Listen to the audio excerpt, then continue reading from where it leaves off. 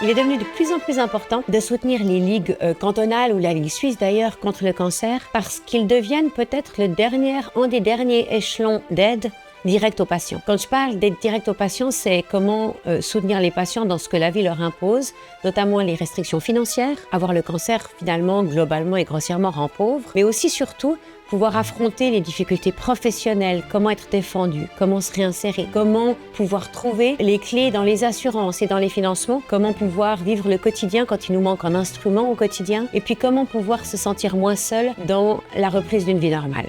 Seulement les ligues, bien sûr les amis nous aideront, mais seulement les ligues ont structuré des soutiens qui permettent finalement de ne pas devoir tout inventer soi-même, et puis d'avoir aussi l'impression quand même au quotidien de ne pas être tout seul.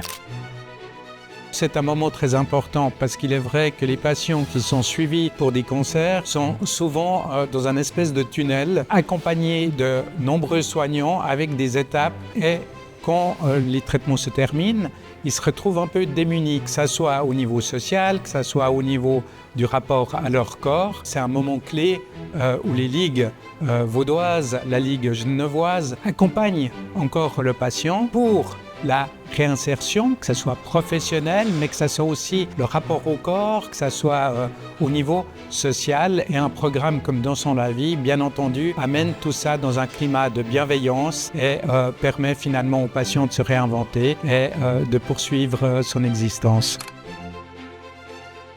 Grâce au progrès des dernières décennies, il est souvent possible de vivre avec un cancer ou de se reconstruire après un cancer. Possible, mais pas facile. Les patients présentent des troubles physiques, des difficultés à se mouvoir, des problèmes d'équilibre, souvent un manque de confiance en soi, rendant le retour à la vie sociale et à la vie familiale délicat. La danse offre beaucoup de choses pour la reconstruction. Elle aide au renforcement musculaire, à retrouver un équilibre. Tout ceci dans une démarche artistique, culturelle et dans un partage d'activités. Et c'est pour ceci qu'elle s'inscrit aujourd'hui de manière très naturelle dans les programmes de réhabilitation, c'est-à-dire la reconstruction des patients après leur maladie, qui est en fait une poursuite des soins et non pas un après, mais bien une poursuite des soins auxquels tous les professionnels participent aujourd'hui. Alors oui, aujourd'hui la danse fait partie intégrante des soins, de la réhabilitation et il est de plus en plus important de le faire ensemble. Alors dansons ensemble.